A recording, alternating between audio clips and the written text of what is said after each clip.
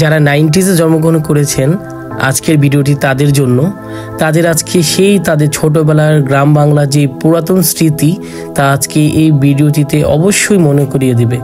আশা করি আপনাদের ভিডিওটি ভালো লাগবে এবং আপনাদের সেই ছোটবেলায় পুরাতন স্মৃতিতে আপনাদেরকে ফিরিয়ে নিয়ে যাবে। তো ভিডিও দেখতে থাকুন। হেই বন্ধুরা, আসসালামু আলাইকুম, ওয়েলকাম টু মাই চ্যানেল। আজকে আপনাদেরকে নিয়ে যাব সেই ছোটবেলায় ঢাকার খুবই কাছে কায়েতপাড়ায়। এটা হচ্ছে একটা বাজার। এখানে প্রতি শনিবার বিশাল এক বটবৃক্ষের নিচে সুন্দর একটা গ্রামীণ পরিবেশে একটা গ্রামের হাট বসে। আজকে এই ভিডিওটি মূলত সেই হাটকে নিয়ে। তো বুঝতে পারতেছেন যে এটা হচ্ছে একটা গ্রামীণ হাট।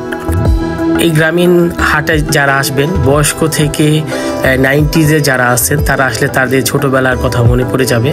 এখানে আসলে আপনারা দেখতে পাবেন খেজুরের গুড়, দেখতে পারবেন নারিকেল, এখানে পাবেন আপনারা মুড়ির মোয়া থেকে শুরু করে চিড়ার মোয়া এবং ছোটোবেলায় আমরা যেই খাবারগুলো দেখতাম, নাম না জানা অনেকগুলা, সেগুলো এখানে পেয়ে যাবেন।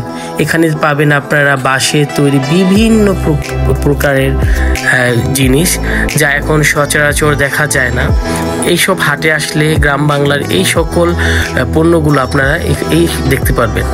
এছাড়াও গরম গরম বিভিন্ন পেঁয়াজু থেকে শুরু করে আলু চপ, বাগুনি এবং এখানকার গ্রামে আসলেই শুধুমাত্র যেই এক ধরনের ঝালমুড়ি পাওয়া যায় ওইটা পেয়ে যাবেন এখানে। এটার পাশাপাশি খেজুরের গুড়ের মোয়া পাবেন এবং আরও অনেক আইটেম যা আমরা ছোটোবেলায় বিভিন্ন মেলাতে যাওয়ার পর দেখতে পারতাম। যেই সব খাবারগুলা, এগুলা স্বাস্থ্যসম্মত না হোক, বাট এটা হচ্ছে একটা আবেগ, আমাদের সেই ছোটোবেলার আবেগ এই সকল দোকানগুলাতে মিশে আছে। তো আমরা এখানে গেলে আমাদের সেই ছোটোবেলা আমরা ফিরে যাই, মনে হয় যেন আমরা সেই ছোটোবেলাতে আছি। এই হাটে আপনারা বিভিন্ন হস্তশিল্প পাবেন, তার পাশাপাশি কুমারদের হাতে তৈরি বিভিন্ন প্রকারের জিনিস আপনারা এই হাটে পাবেন। আর যেহেতু একটা গ্রামের হাট, তো অবশ্যই এখানে শুটকি পাওয়া যাবে, বিভিন্ন শুটকি। আমি এত মাছের নাম জানি না, বাট দেখলাম যে তাদের কালেকশানে বিভিন্ন প্রকারের শুটকি আছে আর কি।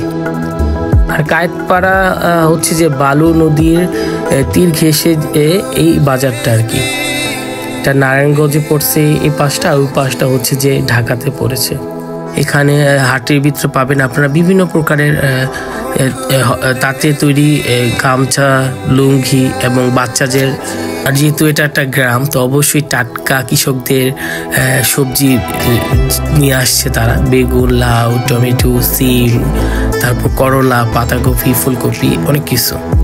আর এটা হচ্ছে সেই বিশাল বট গাছ, যে বট বৃক্ষের নিচেই বিশাল হাট। তো দেখতে দেখতে সময় শেষ হয়ে গেছে। আবার একটি নতুন জায়গা, নতুন একটা স্মৃতি নিয়ে, নতুন একটা স্থান নিয়ে আপনাদের সামনে হাজির হব। সবাই ভালো থাকবেন।